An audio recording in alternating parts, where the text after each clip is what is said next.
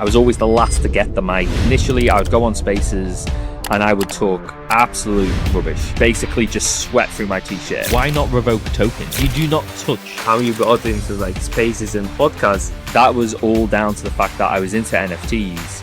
I decided to go to NFT NYC. I just didn't know anyone. And I was like, fairly introvert. The best way for me to do that was probably to just grow a little bit of a presence on social media so people would at least let me in the room. Unfungible, and they just needed somebody to host a couple of shows for them. Probably 3 to 6 months, I went from doing like 2 or 3 shows a week to like 20 plus. What makes voice a more powerful medium than written content in Web3? AI makes nobody believe text anymore that comes from a human being. Your voice is still more authentic. Quick fire questions. Spaces or podcasts? Podcasts. Preparation or improvisation? Improvisation. Money or reputation? Reputation. What is success in one sentence? Doing the thing you want to do without worrying about money. It's your first probably interview, something like this, when you are as a guest, right? Usually you're behind the scenes of so many spaces and podcasts as a host. How does that feel? It feels weird, dude. Yeah, it feels really weird. You'll get that feeling during the show where I am not, like you interview founders who get the same questions quite frequently and they sound rehearsed, right? Like they sound like they know exactly what they're pitching. They know how to talk about their products, how to talk about their past experience, all of that. I have none of that. Like I literally have no idea what I'm going to say today, what the questions are going to be. But I'm here for it. I think in terms of podcasts, even with Unfungible, which is, the team I work with directly, we basically bring in clients who are big brands who are trying to be thought leaders. And this isn't a shill, by the way, guys. It's just like literally the job. It's what I do most with my time. And essentially just through that, I've done like 1,200 shows, and we've got that on Notion. So it's like actually verified that we've done all our shows from Notion since I joined last April.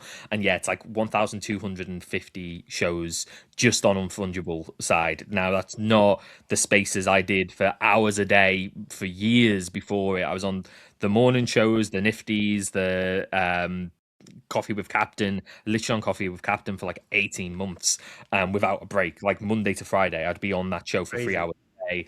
And then when Modern Market first started, like when it very, very first started, I was on that show every day for like a year as well.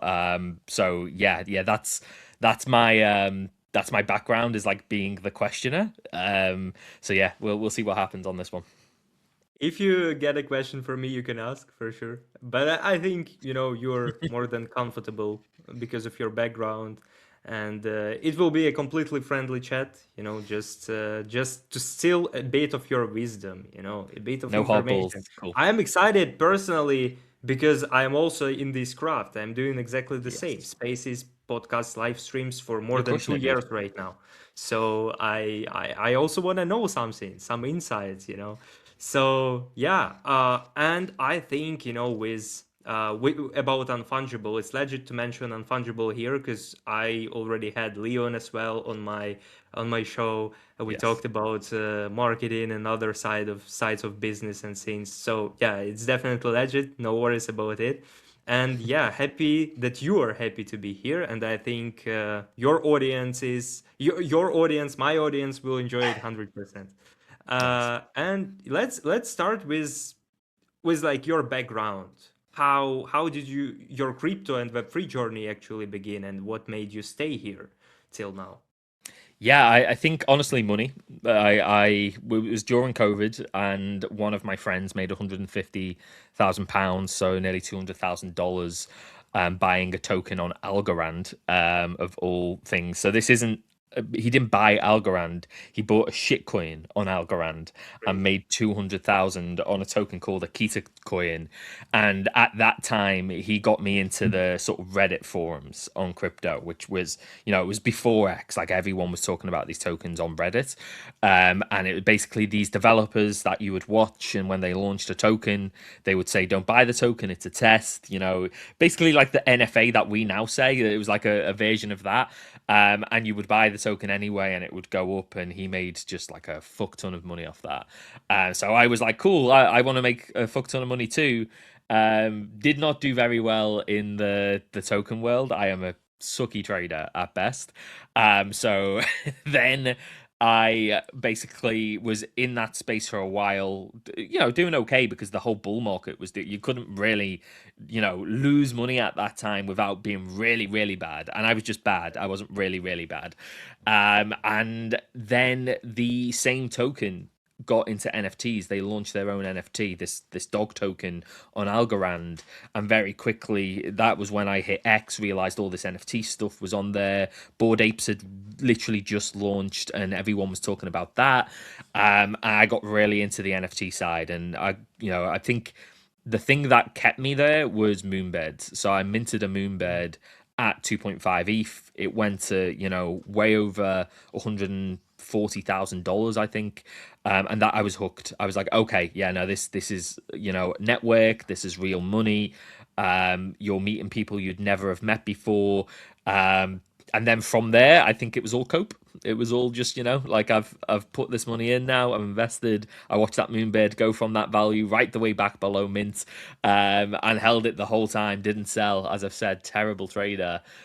So at that point, it was just like, I'm not leaving. I just can't. Like, I've invested too much time, energy, effort, and I felt like I found a home. Just people who, regardless of the money we were losing, we all wanted to be in this startup world, and we all wanted to like try and get into like early side investments and see businesses built from the ground up, whether it be anime, IP, whether it be gaming, and that was cool to me. And basically, when I started getting a little bit more successful on the NFT side, as everyone did in that bull, I started going to morning shows. Which was like, the Nifty at the time. It's now Bodoggos. I'd get up there like very infrequently. Like they'd let me up if I'd made a good trade. So it'd be like once a month, maybe even less. But then Coffee with Captain and also the Modern Market, I basically saw them grow. I was there for like over a year and a half. Just a regular speaker, no connection to them. They just let me up. And I sort of found that, I was the dumb guy. I was like Clemente-esque.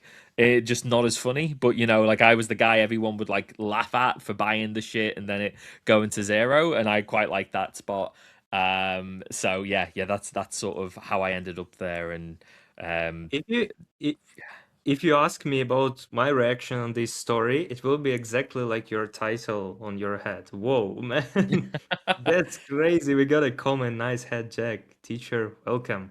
Yeah, I mean, man, like, first of all, I would say that probably we're born for entertainment, because I can say the same. I'm a bad trader, a very bad trader, and yeah, we just need to do another scenes. It's what we are doing, and I think everybody should find their craft, should find their niche where they are good at. So if you are a bad trader, of course you can learn hard lessons, you can gain more experience, but if you don't like it, you will not do it like all the time. And yeah, man, I mean, like, that sounds crazy. I also reflected on my journey a little bit, and it was like a wild ride. And looking back right now, I don't know how I got here. But yeah, I think the content side specifically, how I got into podcasting, that was all down to the fact that I was into NFTs. I decided to go to NFT NYC in 2022, 2021. I can't remember which year it was. It was still like basically COVID had just sort of stopped enough to go on international flights again. So I think that would be 22. And I just didn't know anyone. And I was like, fairly introverted. Like, didn't, you ever go to like a bar full of people who've spent a ton of money on JPEGs and try and be like, hey, I do that too. It was just weird to me, to try and like make that connection. So I'd be like gravitating to the people I knew from content I watched, but they would have no idea who I was. And that was when I was like, okay, when I get home, I need to go on spaces and stuff, and I need to just get my name known enough that when I go to these IRL events, like somebody knows me and I can have a conversation, or I get a group of friends who do the same thing and I can just roll with them. And that was really the only reason I did it. It wasn't like, oh, I can make money out of this or anything. It was literally just like, I want to continue to do this stuff and learn about it. And the best way for me to do that was probably to just grow a little bit of a presence on social media so people would at least let me in the room. And that was, yeah, sort of how I got into the spaces side. Otherwise I was just a lurker on X. I was just, commenting very infrequently, watching the Bodoggos guys, the Nifty, the Rug Radios, and not really participating actively in any way. It's a very, very interesting fact. Man, I would say like being an introvert and then like get into all of this, and now you have this IRL podcast with such a people, such a guest. That's crazy. Because from my personal experience, I was like always into this. I never be shy like in front of the camera or something like this, thanks to my father. But yeah, man, for you, it's like a huge, huge, huge achievement, and I would say like you actually made it. That decision, like one decision, brought you here, where Mm. you're where you're right now. And yeah, about spaces, we also very hot point. We're gonna talk about it a bit later. And you actually already answered on my next question, how you got into like spaces and podcasts. But yeah, why like so basically you started, right? Joined spaces, you got this Yes. interest to host, and then through during like repetitions, right? Space after space after space, you realize that this is your scene, right? So you didn't know what you want to do, what kind Um, of skill. So I wouldn't say I ever realized it was my thing. It was more people realized that for me. So basically, what happened was initially I would go on spaces and I would talk absolute rubbish. Like, I would just monologue. I would talk for ages on a show. Like, these are 2 hour shows. And your goal is to just give the alpha quick because in 2021, 2022, it's not what spaces are now. There was thousands of people in the audience and they were actually looking for like trading knowledge, NFT knowledge, and they were looking for value from you. So I would come on and just monologue and talk nonsense and basically just sweat through my t-shirt. Like, they'd throw me the mic. I would have like a pen and pencil and I'd be writing down what I was going to say based on what everyone else was saying. I was always the last to get the mic because they would basically wait for everyone good to like get their say, and then if nobody wanted to talk, they would hand it over to me to fill the gap until they could think about the next subject. And then yeah, I just through that would I'm saying this was like 6 months where I would just get the mic for like 2 or 3 minutes. That's it. That was my only time on the mic, and I would just sweat through my t-shirt. Like I was so uncomfortable, and just literally like I've got to say things. And the whole goal was just I'm gonna go to the next IRL event, and I just like if these guys are there, I just want them to know who I am. Like just so I can be like, hey, legendary, or hey, Captain, or hey, Steve, like I'm Jack. We've been on the show together for a while, and just be able to have a conversation without just starting from zero with like these random people. And that was literally it. So yeah, the reason I would say I fell into the role or people discovered it outside of me was because of my love of IRL events. I went to Breakpoint maybe like 2 years and I hadn't monetized in any way. I suck at sales, suck at like trying to sell influence. I don't do it. I still like really don't get to monetize unless it's like an agency directly reaching out to me and saying, "Hey, we've got an offer for you." And Unfungible, it was Kermit at the time, who's one of the co-founders, basically reached out and was just like, yeah, we need somebody to host shows. And I've seen you on Modern Market. I've seen you here. We met IRL with Sammy, who was also on Modern Market. He's now like one of the biggest AI crypto creators in the space.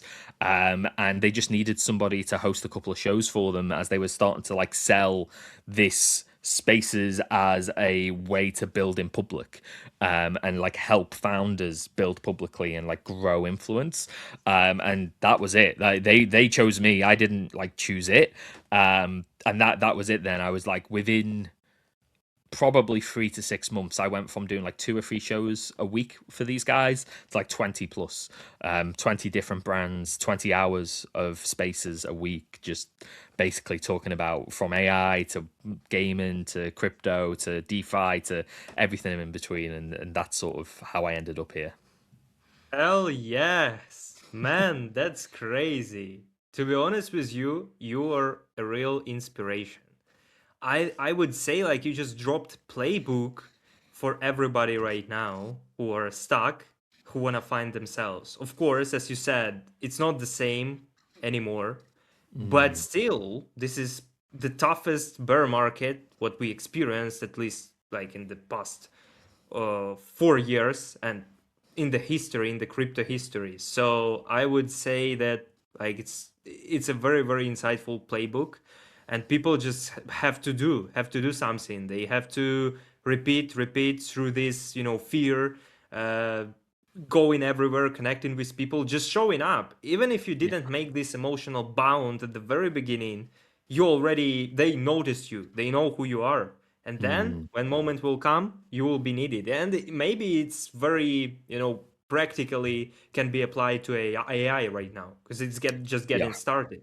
And Yeah, yeah, go ahead. definitely. Look, at AI, I'm definitely going into it. I'm actually launching a show next week or the week later with one of the biggest creators in AI, and one of the biggest creators in crypto, hundreds of thousands of followers, really cool guy. And we're just going to trial out talking about AI agents as content creators and sort of bridging that niche.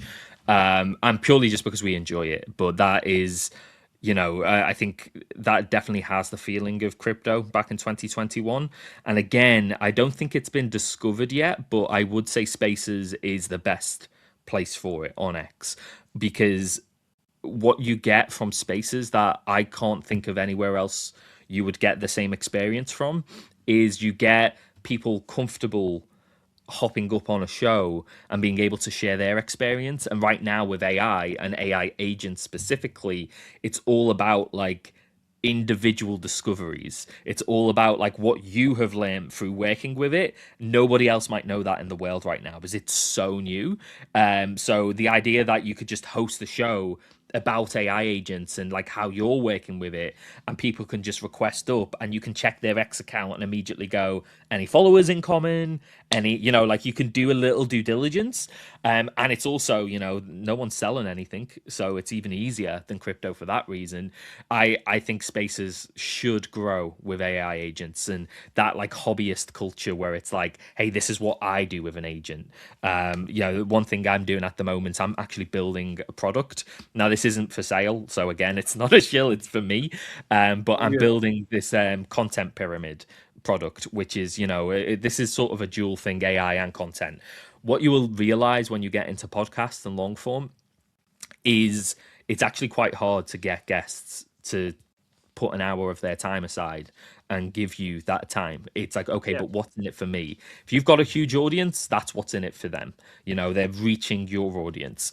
But Yes. until you get to that stage, and I wouldn't classify myself as at that stage yet, I don't think people come to my show for the audience. You have to figure out what other value can your podcast Yes. go. So the content pyramid is basically that. It's okay, I might only get, I don't know, like a thousand to 25,000 to 50,000 listeners on a podcast. Like it's really varied, and the X algorithm right now, I literally couldn't tell you. So what else can I do? It's like, okay, I can create clips. Clips have the potential to do 100K on a single clip, and now that's like a 30 or 60 seconds. So I offer that as part of the content. When they hop onto the show, I'll give them 5 professionally edited clips. They can share it on their other socials if they're on YouTube, Instagram, etc. That's basically what a content pyramid is. It's like, okay, the podcast is right at the top. I'm trying to get in the angle here, so that's like the one thing is the podcast right here. So then it's the distribution layers. So the next slightly wider option would be clips, and it's like 50 seconds, a Yes. couple of minutes. I do a trailer as well now. I figured that does quite well on the timeline. It brings people in. They might not watch an hour podcast if they don't know who I am, but if I can show them what the podcast's about and it's interesting to them, maybe there's that. So there's like 6 pieces of video content. But what I realized is that's still a 50-50 shot on whether that's going to engage people. So now it's like, okay, what else can people get from my podcast? A lot of Yes. founders and a lot of creators struggle with content creation, just the volume that you need to create and the consistency of what you need to create. So I started thinking with AI now, is there a way for me to upload my 1 hour podcast, and instead of just clips and just video, could it give me tweets from the founder? So now the founder comes onto my show and I give them 10 tweets that are written from AI, but basically it's just their take. It's what they have said on the show. So it's their voice, it's their tone.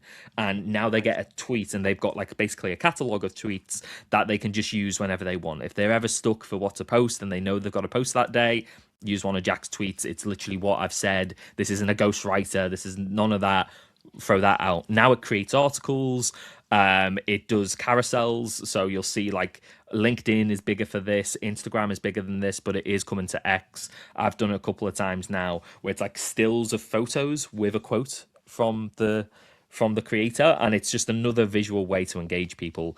So the content pyramid is essentially me dragging a folder into this AI system, and it just produces that 30 to 40 pieces of content for whoever's going to be on the show, and I just give them that and say, look, thank you for coming on the show, here's all of that extra content. And that I built purely with AI agents, and it's like we could go into the weeds on that, but it gets really complicated and deep. But that's, everybody should be talking about AI right now. Everyone should be utilizing AI right now. And even in a field where it's like we're doing video, what on earth would we use AI for? We're one of the last people who should be concerned about AI. Doesn't mean you can't provide way more value from it. And that's sort of where I'm at right now. Thanks for teasing it here. I think that's also some kind of alpha. And I would say like many people already implemented AI. I'm not yet. I'm thinking, I have some ideas, Need and to do I'm it, dude. thinking also to make something cool with AI for spaces, for podcasts, not only for my shows, but also for the people, for the listeners, for the audience, and for hosts, maybe some kind of tools, what can be useful for them. And I would say, like with AI, I actually experimented it with one of my spaces. I did space about AI, and like a lot of people just came, random people, big people in our in crypto Twitter. They just came to to speak, raise hand, share a take or something. It was actually pretty cool. So I think AI is a very big advantage, especially for spaces. And you just said that it can help, spaces to grow. Yes. Further, because right now we see a bit of like very sad times for the whole industry and for spaces as well, for such type of content. I see personally how video content performing well, but spaces not that well, but there are tons of value. And you just mentioned like about what's inside, what people can get from it, and about gas. And I would say like it was never a problem for me to get guests to so they come to my show. Even when I were like very small, when I just got started, I was also scared because of I'm not a native speaker. So my English, I just started then, and all the level of my English improved only thanks to Web3 and conversations in the voice chats, one-on-one calls, spaces, podcasts, and other stuff. But I was very scared, and my co-host helped me a bit, to if I'm stuck and I feel like I don't know what to say, my co-host can keep up with everything. But it was never a problem. So if you're small, don't think that you can't do this, you can't do that. Sometimes it will take, more. You can take as an example Jack's story. Sometimes it can take, more times to repeat a scene to achieve a success. Sometimes you can start instantly, but always focus on your strongest sides, where you can be, where is your advantage and what can help you. Yeah. But yeah, like wanted to touch here on spaces as well, because we already started to talk about it. Right now is the bear market, tension is lower, energy is different, and strategies, even with Unfungible, changed a little bit, considering the active streaming adoption in Web3, etc. So, do you still think spaces are worth doing now? That's a good question. It really does depend on what your goal is. I would say if you're trying to grow an audience, unless you're a huge brand, probably not. So unless you have like a ride and die community of like 1,000+ people who will listen live and then get it at the top of the algorithm for like, hey, this is a different show, and you can produce at a high level, if the goal is to grow audience, I'm not sure right now if I would say that's the thing you would do. I would do video because you can clip it, you can do all of these other things. So I would say definitely more streaming and video for that. But if your goal is to retain audience and retain fans, that can still work really, really well. Everyone has their own their own way that they consume content, like their own favorite way, and a lot of it is still audio. Like people will work and listen to stuff more than they will watch video content. That's why clips do so much better than the YouTube side, because technically, listening to our podcast when it's like a video and it's visual, like not everyone wants to do that. And I think what you need to figure out is what your end goal is. And if your end goal is, look, we've already built an audience and we now want to keep that audience engaged and give them a different avenue, I would say you should be considering the format of your spaces a little bit more deeply. It's not just about whipping a space up anymore. It's about being really connected to what is trending in your industry. If you're AI and you're not talking about OpenClaw, or you're not talking about Claude, basically, building everything that OpenClaw's already built, and if you're not having those conversations and you just want to talk about how smart you are in AI and how technical you are and what you're building, but that's not what's got attention right now, I don't necessarily think that's the play. I think you need to really understand marketing. You need to understand content, and then it's a retention game. And then if you can get it on Spotify and Apple, and you can create a format that okay, it's live, you have that dynamic to it, but you then can publish it on these other spots, and you can set a title up in a way and a thumbnail up in a way where it could potentially grow. I still think that's hugely valuable. And then you got to be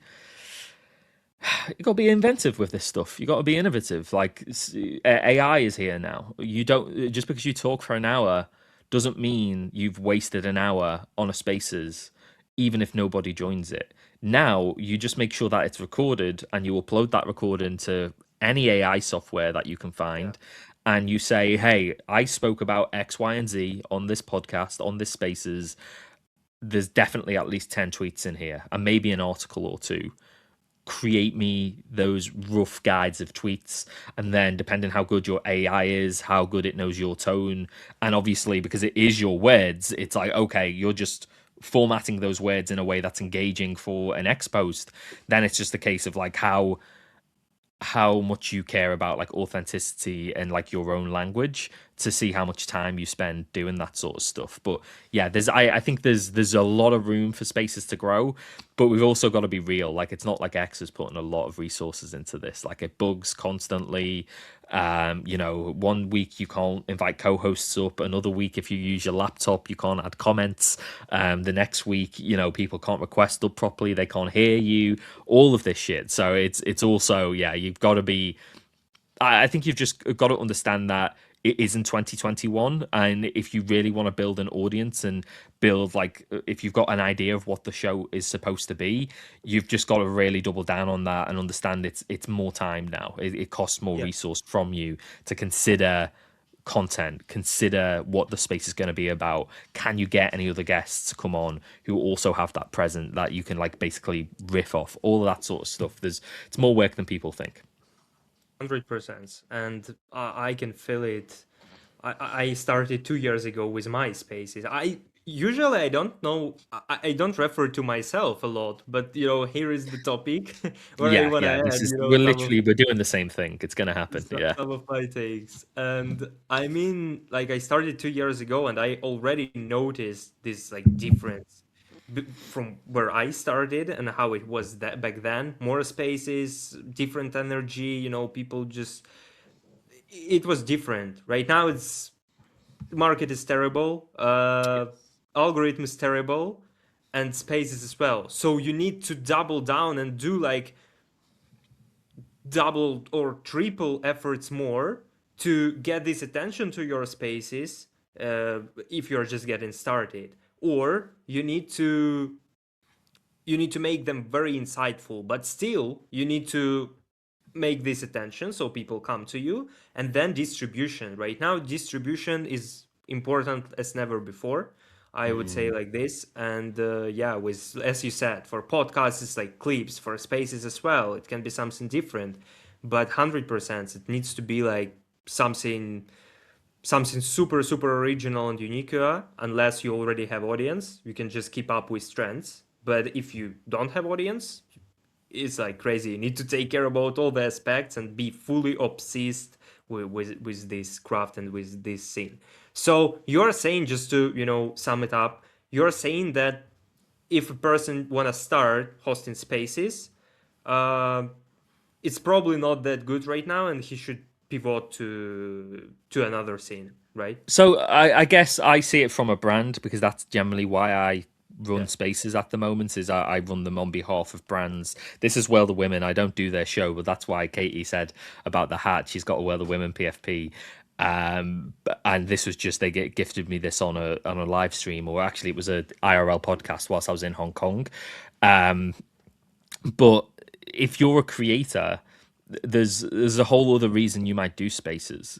You might do it because of why I started doing it, which is to just improve your ability to speak. Like, there's I is it the 10,000 hours like hypothesis? I don't know if you've heard about this. I think it's like an Einstein quote, or it's a quote from someone much smarter than me, and that basically means if you want to be an expert in any subject, it takes 10,000 hours. Regardless of how bad you are at the start, 10,000 hours. So if off video is your 0 to 1, and like, look, you don't have to worry about cameras, you don't have to worry about internet connection as much. If you just want to start a stream, I would still heavily recommend that. That's, as a creator, that's fine.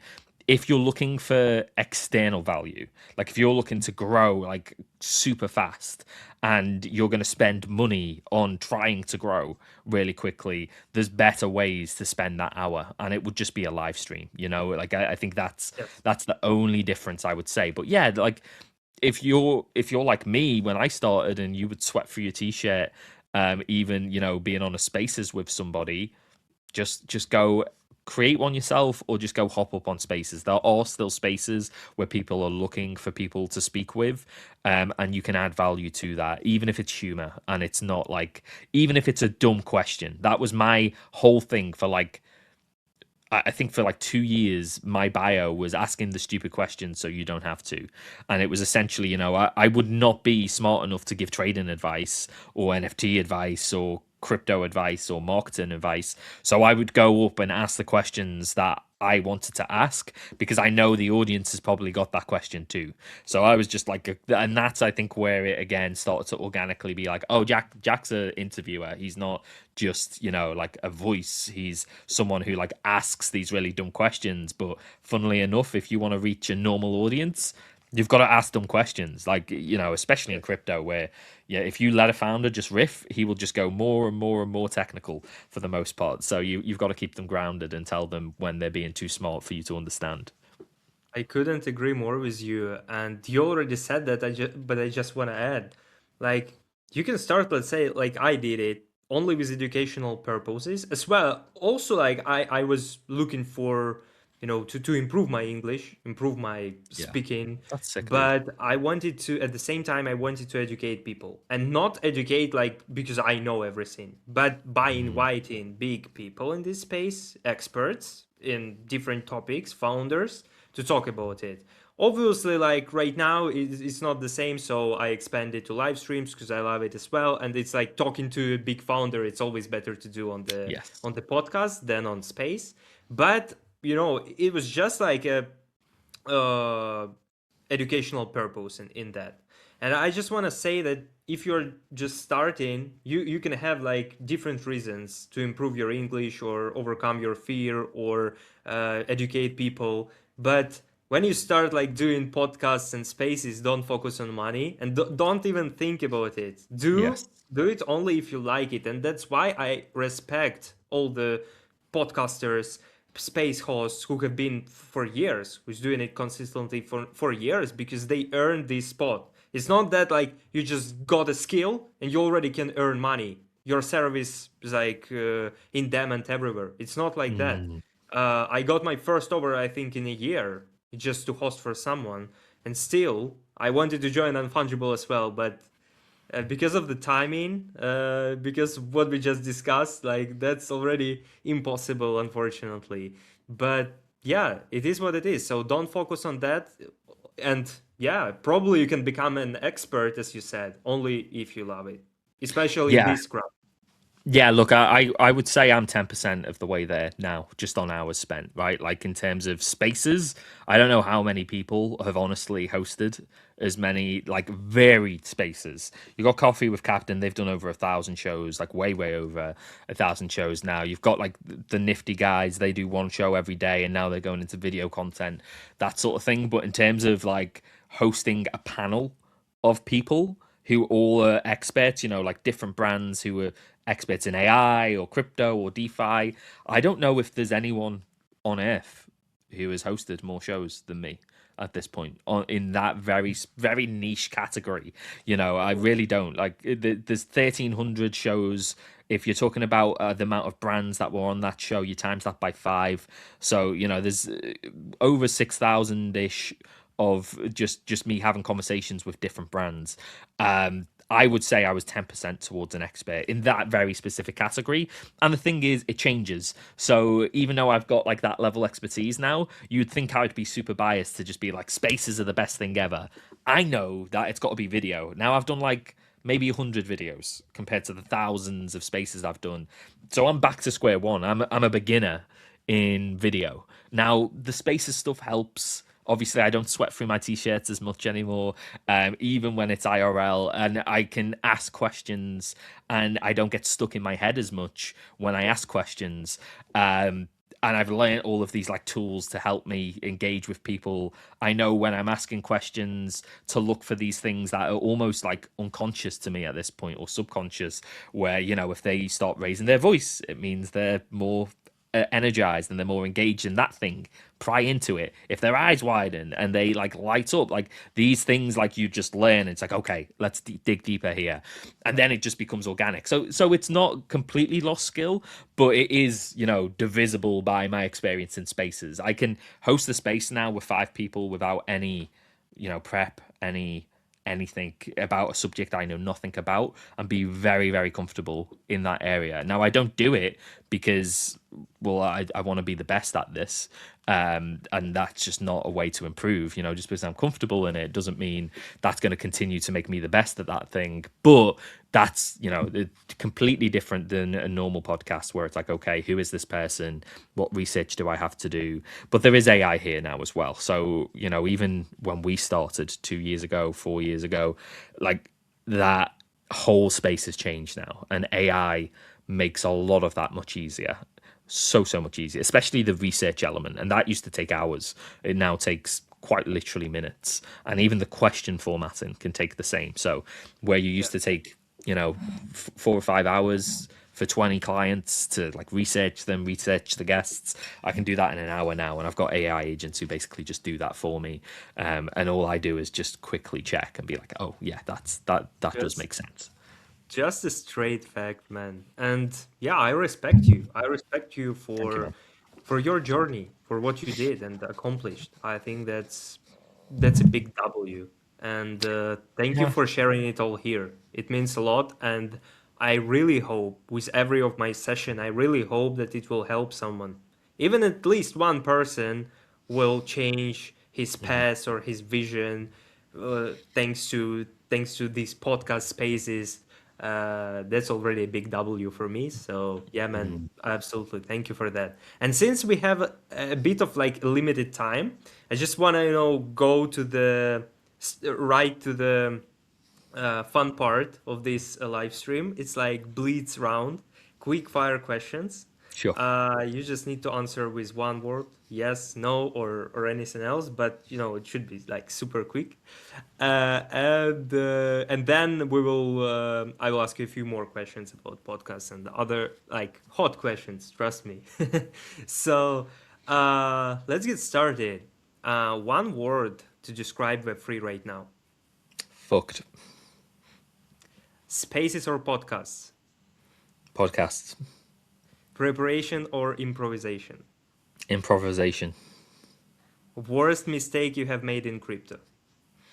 Not selling my moon bed. What makes someone instantly interesting? No think. Let's go. Drop it. Energy. What kills a conversation instantly? Lack of energy. Money or reputation? Reputation. Freedom or stability? Freedom. What is success in one sentence? Doing the thing you want to do without worrying about money. Legacy or attention? Attention. And if you had to start from zero tomorrow, your first step? Doing the thing. Just whatever the thing is I'm trying to do. Not thinking about the thing, not telling people I'm thinking about doing the thing, just doing the thing. Let's go, man. You completed it. You completed this Blitz round. It was awesome. I think it will be very, very good for a clip. So if we got clippers here, guys, clip this moment. Anyways, yeah, I hope you enjoyed it. And I noticed during your answers, I think it was a question. Let me think. Oh, yeah, preparation or improvisation. It was that question. And you said improvisation. Yep. It's interesting for me. So, like how, and I have a question, like let's combine them together. Why improvisation? And how do you prepare for all the conversations you have? So, look, a great question. I think realistically, it's both. But if you tell me which side of the fence I lean more towards, it is improvisation. So I will, before a show, research the guests, and at this point, it's asking Grok who the at is, give me a breakdown, putting that into my AI agents, and giving me breakdowns and data, and making sure they haven't hallucinated.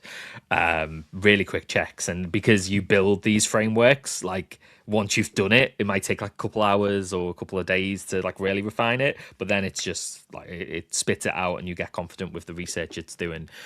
I will then look at what is trending in the space that they are in. So let's say they're an AI agent company or they're an AI company. Like, okay, what is trending in AI? That will usually reference again to Reddit, to X, to these different platforms, and it'll be OpenClaw right now, Claude versus OpenAI, some of these questions. And then I'll see what the product are trying to do. Have they got a product launch? Is it because they're like a founder who's just started a company? And depending on where they are in their product cycle, I'll set basically a list of 9 questions, which will just be past, present, and future. Is like the most simple way to put this. Who they are and why they are where they are. Their present, what they're doing right now, what's trending in the space, essentially what is happening right now in this moment, and where they think the future is going to lead for their business, for the industry. And then with that, I try and basically make it as trending and think about hooks for for clip questions. And then I don't even look at them again. So that's like the 9 questions. I'll read them like once or twice, try and remember them roughly in my head. But especially if I'm doing a IRL podcast, you'll see I've got nothing with me. There's no Mac Mini, there's no like MacBook or any sort of notes or pages. It's just like I've researched them, I've read it once or twice. It's in there, really, really grey. I'm not like a savant with this shit. I forget most of it, but it gives me enough to just be like, okay, I know this about them. And what I find is the stuff that sticks is the stuff that's interesting. So immediately I'm just like, I'm trusting my like subconscious to just give me the shit that I found is interesting. And then I just look at the person I'm speaking to and let them sort of talk, a little bit of Louis Theroux in there, where you just sit there and you let them say the thing and you sort of wait for them to pause and just see where that goes. And then it's really just about their own passion. I said energy. That was one of the other things that I mentioned. What I meant by that was like, what are they passionate about? What does their voice and what makes them light up? Because if they're just sat there like, I work in AI, I think it's going to be the future. I'm going to say something really cool about that right now. It doesn't matter if they say the coolest thing. If they're putting you to sleep with their tone and energy, like no one's catching that, and it's definitely not going to make for a good clip if they're just literally like AI is the best thing ever. It just doesn't work. So yeah, Yeah. that's essentially what I do, and I follow my own curiosity as well. You know, just what am I excited to learn about? The biggest superpower in all of this, to summarize, is being a stupid normal guy. That's my superpower. I am like just the most. I think if you like got the world and you like did an average of intelligence, I would be so slap bang in the middle of that world, like just like almost perfectly. I'm not dumb, I'm not smart, I'm right in the middle. And the funny thing about that is that's average. And what's average? It's the group sum. It's the most type of people. It's Yes. the average sum of people. So if you're asking questions based on your average intelligence, you are going to reach more of an audience than the top 1% or the bottom 1%. You're just in that big group, and that's always how I sort of follow it. You know, I don't think I'm special. I think the guests are special, so I just ask questions that I'm curious about and see what they're excited to talk about. You're an expert, man. Yeah, I'm doing exactly the same. I am Mm. also like very, very deeply researching, and my main goal in everything is to become and be unique and original, different from others. And it's not only like post a different visual or do a different editings. It's like asking when it comes to this craft, asking unique questions. And also like it takes a lot of time to do a deep research, but sometimes I always said like you need to create a core, as you also said. You need to create a core of the topics you want to discuss. Maybe if there is like very important topic and the main hottest one, you need to definitely research it to know and don't forget. And then like everything, through the conversation. Like now, I had some questions, but we are talking and I'm thinking, Yeah, okay, maybe I should, ask that question now because of your answer. Maybe that's I the way to should put ask it. Yeah. additional question from my personal curiosity, or if I understand that people might need it, it can be good for a clip or something like this. So lots of aspects, and that's what I'm always saying. Take care about the small aspects. All the small Mm. aspects are super important, absolutely in anything. Yeah, dude, that's it. Like I think when you have like a really structured itinerary of questions to get through, and if you're speaking with clients, they will give you it. They will be like, especially if they're like a huge project, they will be like, these are the things we want to talk about. And it's like, okay, let's we'll do our best here, but I'm going to talk about not what the marketing team wants to talk about. I'm not going to talk about what the business is selling this week or this month. I'm going to talk about whatever the founder wants to talk about. That's who my guest is. Nobody else do I really care about. Like, obviously, I want them to come back in, but at the end of the day, it's their time and it's also what's going to be most engaging for the audience. So if you do something for a marketing team because they've told you this, you will never get a podcast with this guy again, it doesn't matter. You're never going to get a podcast with that guy again if they give you a ton of shit questions and no one watches the thing. But if you ask not a single question that the marketing team gave you, but the show does 100,000 or a million views, I don't care who it is, that marketing team are going to give you another show, even if they told you that there was no chat. So I think that's always the way you need to look at it. You follow your curiosity, you ask the questions you want to ask, and yeah, you do what you need to do to get that person in the chair. But then you follow and look, some of the guys are super professional and they just want to hit those bullet points, and if you've promised them that and that's what they want to talk about and they're set to it, that's what you allow for. But I think it's also fairly important that you're honest with that person to say, are you going to promote this? Because I'm telling you now, it's like my audience aren't going to be interested in the fact that you've made $1 million this month through B2B sales. Like they're just not going to give a fuck. Like this is what's interesting to me about your project. Can we talk about that? And usually once they think about it, they're pretty open to just having the fun conversation, and that's all you should be trying to do, is having the funnest version of that conversation for you and the person across from you. Exactly. Thank you for explaining it, and for the people and on this show. Really, really appreciate it. I just wanted to ask, do we have 10 minutes more from now? Yeah, yeah. I'm good. Let me just double check. I don't have a show, but I'm pretty sure I don't. So I try not to go back to back. Yeah, I feel like you're going to the trip soon, so it's probably will be a crazy schedule for you. Yeah. We didn't even get into like IRL stuff. That's really new, and dude, it costs a bomb. But yeah, it's really really fun to do, and I love the the vlog style stuff and giving people a little hint as to what that city is like, what that town is like, what the calendar. Where is my calendar? It's literally Like hiding your from me. vlogs on YouTube, and you're posting them on X as well. It's like Yes. pretty fun and interesting to watch the cultures, how it works, your workflow as well. And I was Hmm. like actually curious like about your workflow, how it goes when it comes to this, travels, IRL podcasts. How does that work from idea to execution to production to post production? Then, if you can share briefly, Yeah, I yeah. will be grateful. Yeah, so honestly, it's a great question, and it's one I'm definitely still learning as I go. I've done Miami, Hong Kong, and Austin.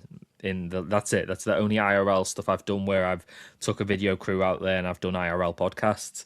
Um, and I think first lesson was don't get like a huge production for it. It's not required for podcasts. It's not required for vlogs either. So like find just one really good guy like KRP, but you can't use KRP. He's mine now.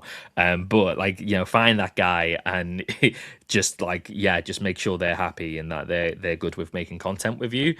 In terms of like workflow and like what to do and how to manage it, some stuff has to be organic. Like you've just got to get to the city and figure out what's going on. Podcasts as well, not everyone's going to agree immediately to do a podcast with you, so you've got to have flexibility in your day for when you get there for someone to say, oh, I've got an hour now, and you just got to go and do that. Don't get too stuck in your specific time.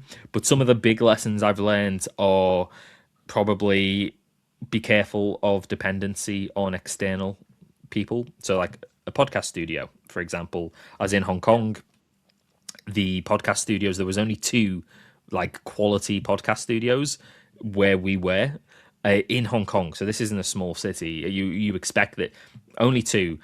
Mr. Shift, I think, or Mr. Swift, the Kevin, he had basically booked out one studio for the whole time.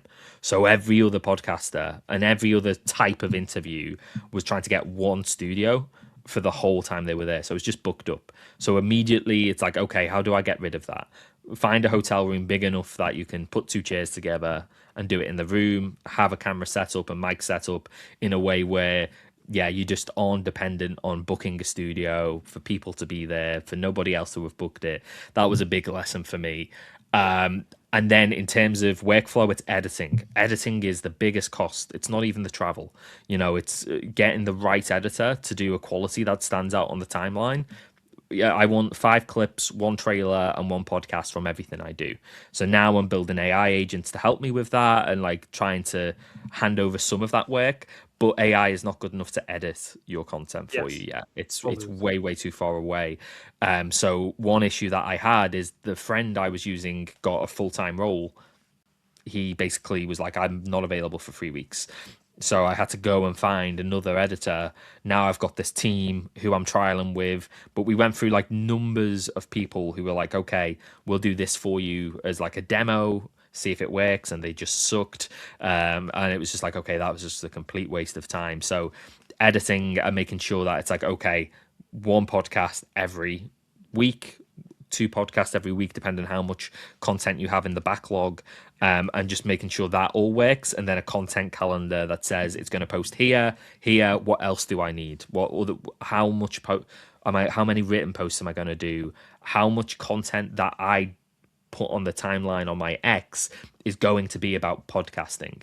Like, can I talk about random stuff, or will that just fuck the algo up? Can I even talk about AI, or will that just like put me into the AI algo? Can I talk about crypto, or is that just so? There's all of these things as well. I think that's the big thing. So you want an editor that you can rely on, that can, produce quality stuff in a quick time frame. You want a backlog of podcasts very quickly. You never want to not have a month's worth of podcasts in the backlog before you start publishing them, because it's all about consistency, and then it's about quality, and considering your week, especially Monday to Friday on X, is full with at least understanding how frequently you're going to post and what content there is. If you've got clips, where are they going to go? If you've got a full podcast, what's the best day to post it? If you've got a trailer, if you've got thumbnails, if you've got written content, where is that all going to go? And for me, it's also like having either AI agents, or if you can afford it, a small team to help you when you go away, because that's the other big lesson I've learned is when you hit IRL and you're trying to get podcasts on the ground, you're trying to interview people, trying to do all the posts and shit as well, it's almost impossible. So yeah, I've got a very small team who help me with that now, who basically manage the content and make sure it gets out on time, and is helping me sort of create that content pyramid where I get more content from a single podcast. And that's another thing, always make sure when you do content, you consider everything that piece of content can be. Is it really just one vlog, or is it a week's worth of vlogs? Is it really just one podcast, or is it a podcast, 5 clips, a trailer, a thumbnail, 10 X posts, a couple of articles? All of that sort of stuff, I think, is the big lessons that I'm learning right now. But I wouldn't say, that's not due to change. It's all on the fly right now. And how much one trip takes? Like, let's say you're going to Hong Kong. How much time does it take? Here, So here, by the way. Yo. my guy. So it depends. Normally, I just go for the main event window. So if it's Hong Kong consensus and it's like the 20th to the 24th, I'll go for that period of time. Flight either side of that, so that's 2 days to come in. So it's usually at least 5 days, I would say. So France will be the same. EFCC is about 4 days, but you're traveling either side of it, so it's about 5. In terms of production and outcome, it's like months. Once you get the backlog, it's from an interview I do in France, it's not going to be live for 8 weeks minimum, because I've got 8 weeks worth of content from Miami still. I've still got, and every time an editor drops out, or it's a holiday or some shit, that all is to change. So yeah, that's my goal right now, is just to get it to like 6 to 8 weeks from the interview happening to going live. And then if I get to a point where I've got so much content, I increase the frequency. I do 2 podcasts a week instead of 1. Do it on YouTube, do it on Instagram, TikTok, and all those things as well. That's a thing I think you have to be aware of now, is like you have to be multi-platform. Like X is making it too complicated to put all your eggs in that basket right now. You have to double down, that's 100%, and AI in some ways can help you to do that. Maybe it can help you, to be more original, unique, and creative as well, thanks to your ideas, because you can do basically anything you have in mind. You can just drop it. And yeah, man, I think you shared a bit of a story, different stories, and some what you just told in your vlogs. So I highly recommend you guys to watch it. You can go on YouTube or on JackGK, but with current algorithm and just with this app's algorithm, like your post in 1 day, it already lost in 2 days completely. Yes. And already new content timeline is a trash. So YouTube is definitely a great way. So go on Jack podcast YouTube and check it out. And also, I am also like expanding to YouTube. I posted my interview with Luca there. It was like 3 months ago, and now I've always kept it in my mind. Like, no, I need to double down, but it's very hard in terms of like editors. Even like myself doing these timestamps and creating descriptions. It takes a lot of time. AI does that now, dude. Yeah, you should be using AI. Timestamps especially. Like it does them in minutes. You just import the video into any LLM and it will do your timestamps for you. Descript, if you want quick and really good, is the best tool out there right now. Descript and Opus are the 2 that I look at. Is like, if I just want high quality and I don't have the time, Definitely go check them out. They're really good. Can you repeat? Yeah, so Descript is for transcripts. So it's sold as like a full editing package. It can't edit, but what it does really well is it gives you timestamps throughout the show, and it distinguishes who's talking really well as well. So it'll tell you when you speak and when the person speaks, and gives you like a really good idea of like what content you can get from that. So that's just DESC or IPT. I can't remember if it's .net, .com, whatever, but you'll find it in Google. And then Opus Oh, Clip. Yeah, I OPUS Clip. I Everyone should be familiar with that one. I'm such kind of person, who I can't fully, give all the permissions and, trust anyone and anything. I love to do everything myself, take care about everything, to make it as better as possible. But yeah, I'm definitely, referring to AI sometimes and asking like how to do this better, how to do that better. But of course, I feel like it can be automated completely, such small processes to make it easier. And actually, I can, let's say we're right now live through EVMAX. I can download transcriptions even here, of course, without some like Yeah, yeah. highlights who speak better and maybe like some clips, but I can download these transcriptions and it's already helps a lot. And yeah, I mean that's like I think I stopped on the point about vlogs. So guys, definitely Yes. go and check out Jack's vlogs. And shout out to Kier P if you are still watching. You're doing a good job. And yeah, I Yeah, expanded carefully to playing it. YouTube and stuff. So yeah, now probably our podcast will go live on YouTube as well. Nice. Awesome, man. Yeah, uh, look, I think it's the 0 to 1 with AI, right? Like it's the stuff where you say you really want to do it and you want to take the time to do it, but you never do. Like I'm definitely going to upload everything to YouTube, and then it's like 2 months and you've not uploaded all the footage, and it's only on X. At that point, you just let AI do it, and then it's like, okay, do I change some of the wording, or can it get me 0 to 1? Because perfectionism, I suffer with it a lot. That's the real content killer. Not doing the spaces because you want it to have an audience of a couple of hundred immediately or a couple of thousand. Not doing a YouTube upload because you don't have the time to go through the whole hour of content and do the best description and transcript and all of that sort of stuff. Like it'll just stop you in your tracks. You're better learning gradually, and sucking at first. Like you're gonna suck. It's gonna happen. Like you've never done it before. You got to do 1,000 of it before it seems anywhere near good enough for somebody to interview you about it, and then 10,000 of it before you're an expert. So yeah, just get the work done. yeah, I already started. I Nice. think you saw it. I posted a podcast with Abby yesterday, and so planning to catch up with like previous podcasts I made, and Nice. I think would be cool for YouTube. And then like come to the point when I do podcast in 3-4 days, I post it on YouTube, and so on and so on and so on. So keep up with the dates and keep up with attention distribution and all other stuff, and also clips. We already talked about it. I feel like I neglected this part, but I think no, I need to fix that because distribution is everything, and clips are super important. If you are a streamer, you have some clippers who can clip for you, who love your sessions, but also you should clip yourself as well Yeah. and post it as well. That's very important, even on X, but also YouTube Shorts, TikTok, other It should stuff. be That everywhere. Like if you're doing the work already, put it everywhere. It takes you, I don't know how long to get the clips, but like a lot longer than it does to upload them multi-platform. And then, yeah, the AI can do that too now. It's just like, you have to give it APIs to YouTube and it'll just upload them for you. So definitely check out AI as well.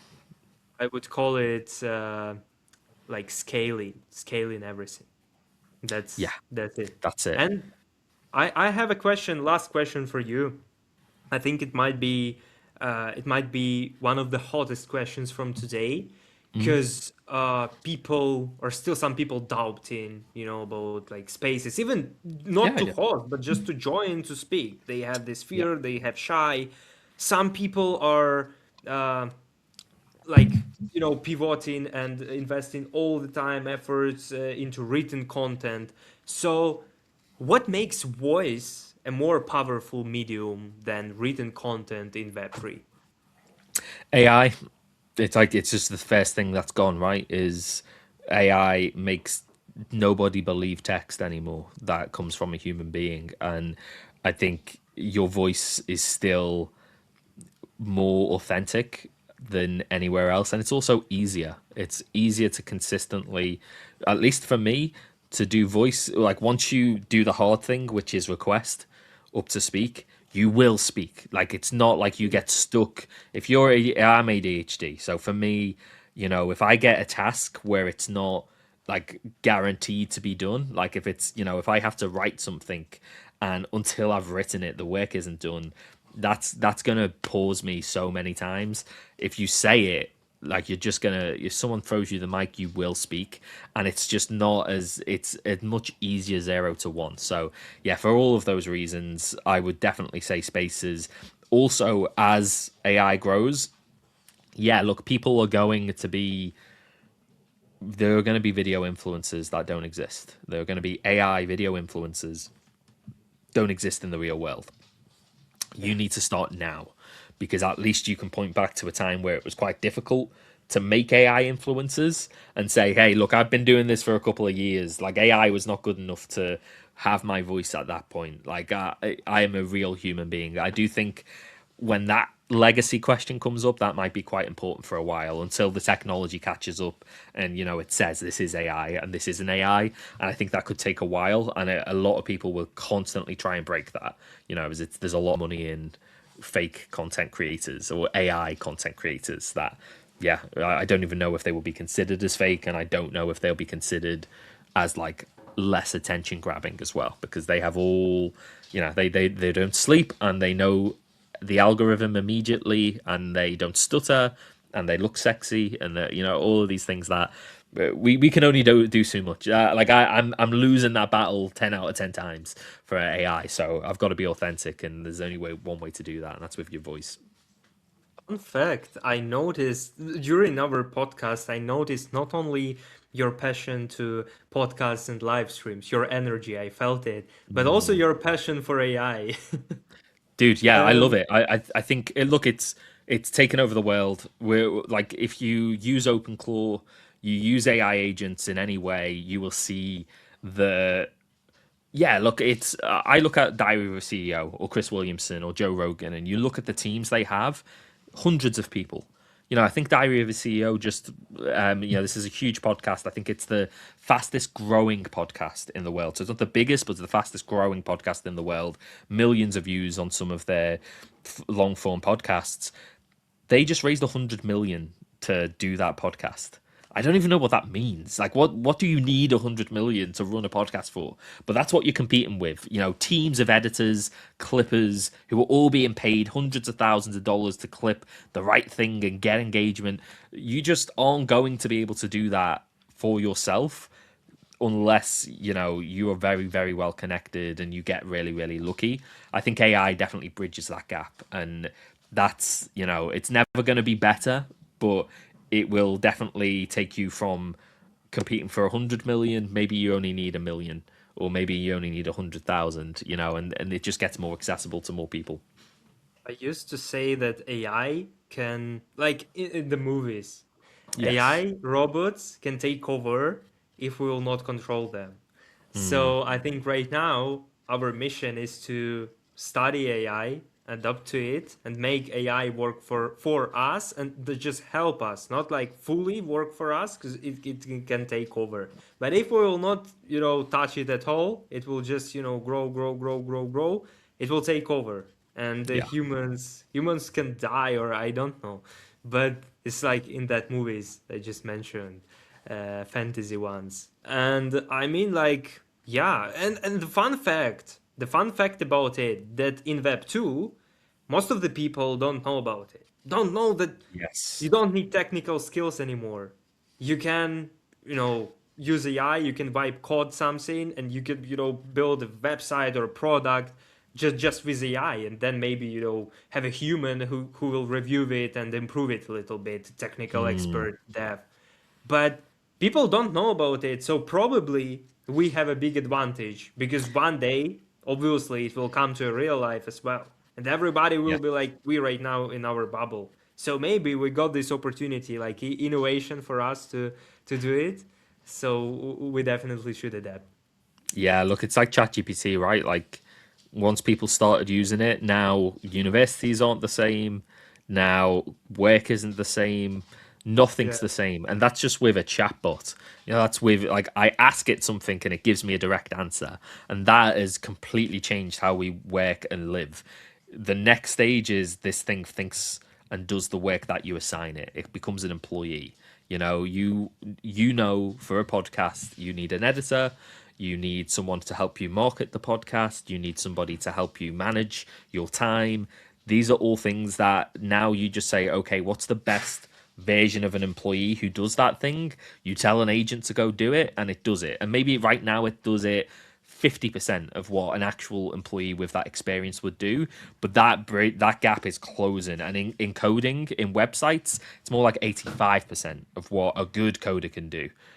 So it's like, okay, if it's already there for that big problem, if you're not figuring this stuff out now, by the time everybody has ChatGPT and you're just another person who has ChatGPT, you're just losing all of that growth. Like there's so much more growth. The same way, some of the biggest creators on TikTok, Instagram, X, they started when the platform launched, and they grew because there was a less people actually on that platform for people to watch. So they grew really, really fast, and then they just had that audience and they had a lot less competition. It's the same for AI. Like if you aren't trying to stay at the forefront of it and you aren't just download the thing and try and use it. Like that's all you need to do. At that point, it's better than anything else for dopamine. It's like playing a video game.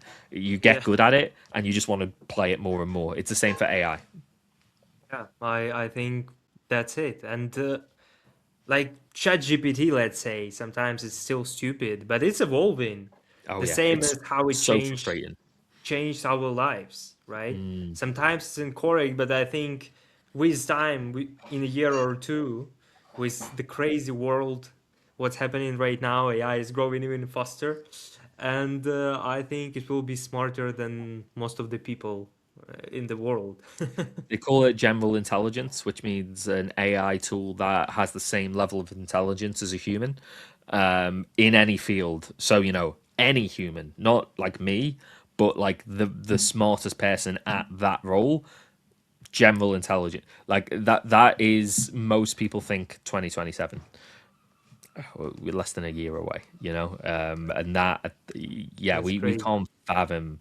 And look, these guys who say that they have a bias, right? Like they are trying to raise billions of dollars to just run these AI models, so they have to say that shit. So maybe it is Yeah, further away, but I think for me, I just do the work. So if I start working with this thing, and I see a future where that could be possible because of what I can see right now, that's the facts for me. I don't care what people are saying. I care about what I can see, and what I can see yeah. is, yeah, this thing actually is doing the work, and it's saving me time, and it's actually bettering what I can do even in this field. So yeah, it's I think everybody who doesn't do it, they'll just be left behind, and like you can jump on at any point, but you're going to lose the same thing that everybody else lost when they said podcasting wasn't going to be big on YouTube, and you had Tim Ferriss and Joe Rogan and these guys who did it early and now they're the biggest.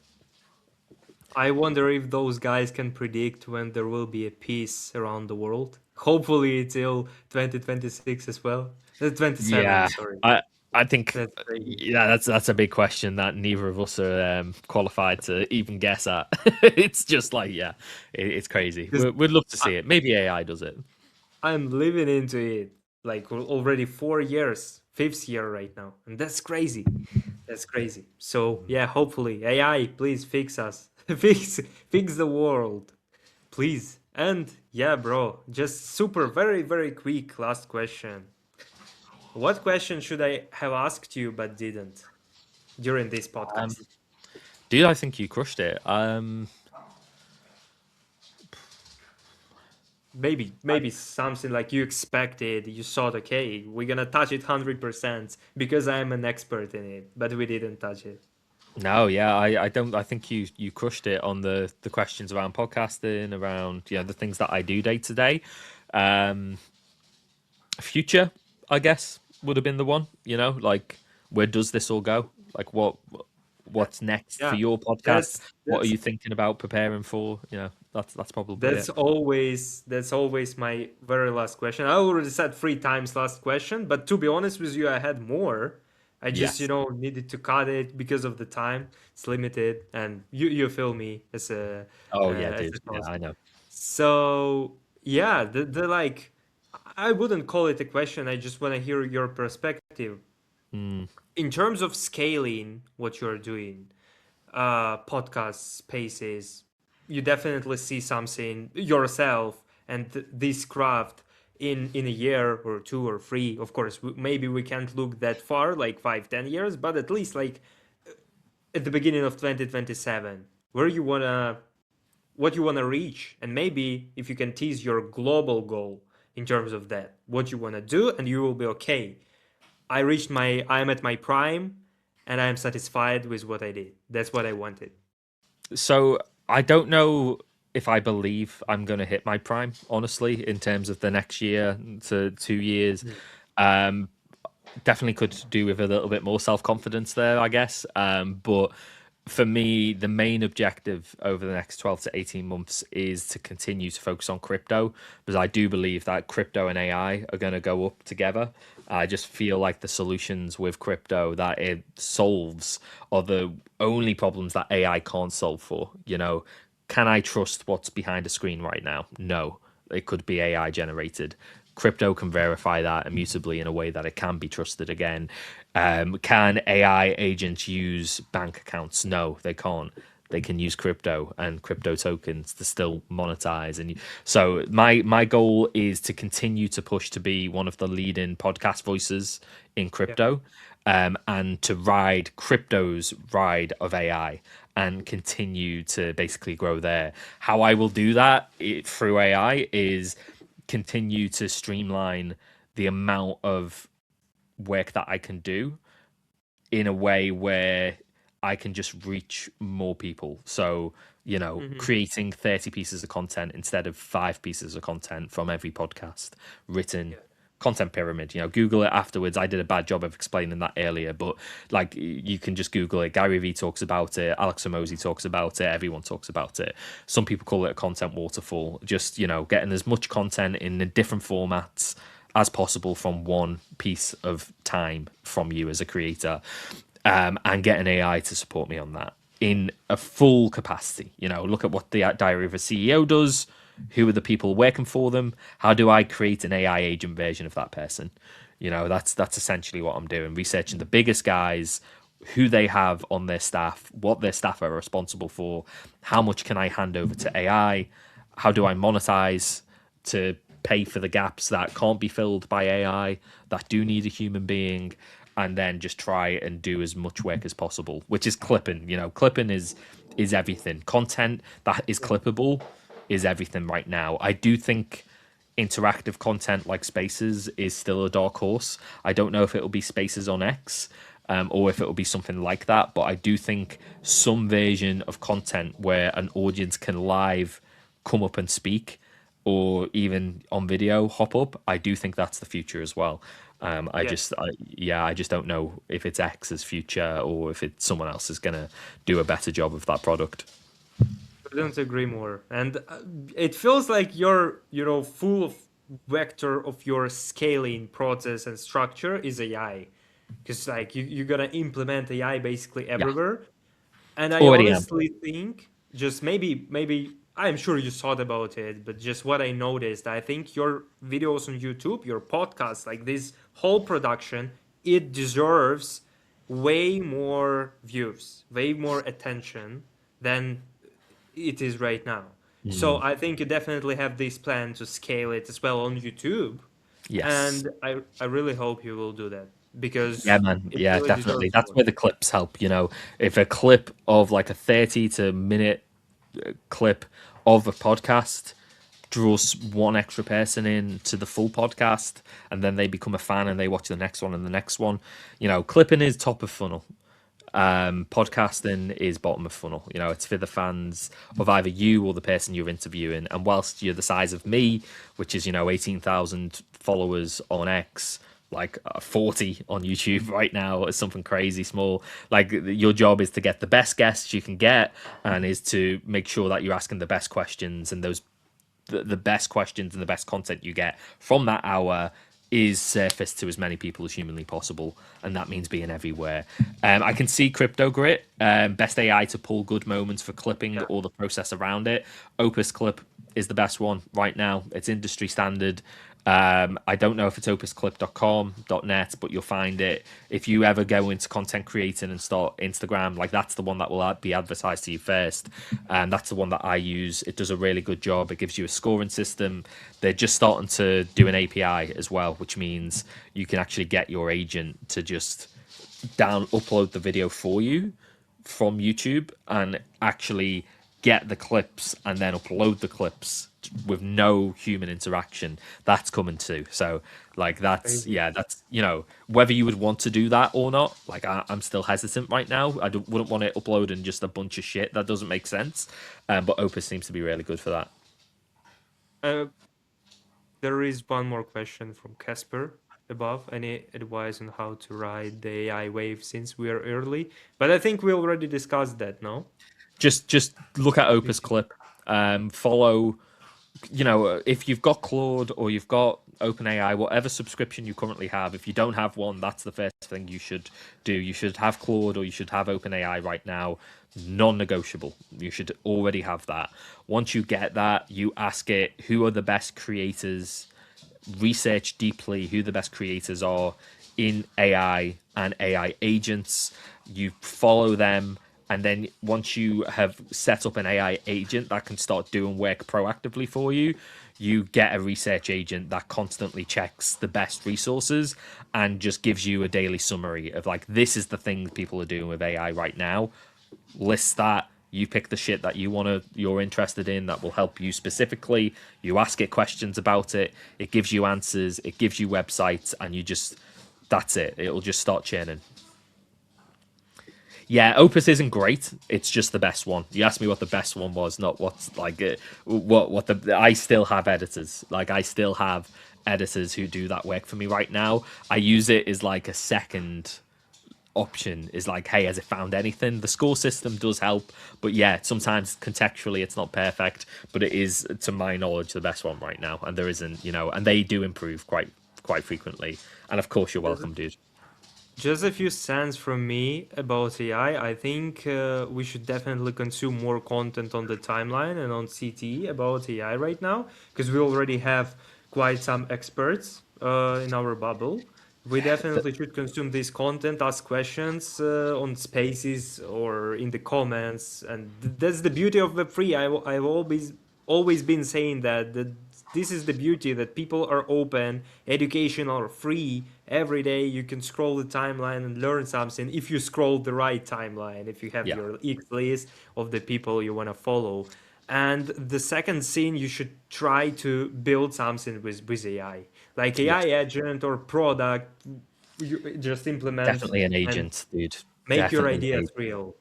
Yeah, Yeah. just open claw for now. That to me works as well as it needs to for somebody getting into it. Just understand how to upload it, and then it will start doing the research for you. And once you have something doing the research for you, the crazy thing, within 6 to 12 months, you will have X articles and posts about AI and what to do with it. It won't be for human beings to read the posts. It will be for the agents to research, and it'll have like literal code text or whatever the quickest way is for the agent to understand it. You won't even have to do anything, and it will just summarize it for you and say, Max, I know you're a creator. This article came out yesterday about using AI agents to create content. These are the top 5 things that you should do. Do you want me to implement them now? Yes, no. You say yes, and there you go. That's it. Crazy, but I feel like the future will be bright. I hope for that. I pray for that, and it definitely will be. We just need to survive it right now. These Yeah. tough Well, if it's times. not, you know, what are you gonna do? I think that's the problem. Like the answer is you either worry about the future being shit. There's nothing you can do about that, or you prepare for it being good and hope it is. Like that's you know, it doesn't matter if it's bad. Like that's out of our hands. We can't control that. We're not Elon. With We're two not Jeff hands. Bezos. Yeah, With two hands. exactly. Jack, I really appreciate your time. I don't want to take more. It's already half an hour and a half. Thank you very, very much for this session. I personally enjoyed it. Really enjoyed it from the bottom Thank of you, my man. Me heart. too. It was really, organic and friendly. So yeah, nothing more to say. Shout out to you and any final words you wanna drop, please. Yeah, look, go follow Max. And yeah, dude, thank you so much for hosting this. I think it's really important that you know, we highlight creators as well in this space and show that, you know, there's still some life, some real people that aren't bots that are actually here. And, you know, we're trying. And look, it's not perfect right now. I've never been more uncertain about my future as a creator as I am right now. But what are you gonna do? You just do the work. You do the thing. If that's what you want to do, you do it until you can't do it, and you know either money runs out or audience disappears or whatever in between. So yeah, I think just do the thing. That's the you know it's a Chris Williamson quote, but I live by it. Don't talk about doing the thing. Don't tell other people about the fact that you might do the thing. Just go and do the thing. If it's spaces, if it's YouTube, if it's clipping, just go do it and do it today. Do it with no excuses and do it even if it sucks. Just keep doing it. You're good, man. You're very good. Trust me. Right now, I feel like people who right now in this market are still like feeling the same as before, Hmm. or just even growing. That's like people who want it, who want it because many people left Web3 because of that. They didn't build a backup or didn't position themselves, didn't get a job, skills, but you did that, so credits to you. And once again, thank you for this session. I believe we're gonna stay in touch, and when you will become the next Mr. Beast, but Jack, you will be again on my podcast, and we're gonna talk. Anytime, brother. Anytime, brother.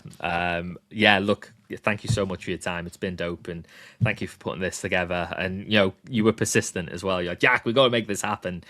Just keep doing that. You know, don't be unapologetic. Just get the show. I really had a good time, and you know, any way I can help, just let me know.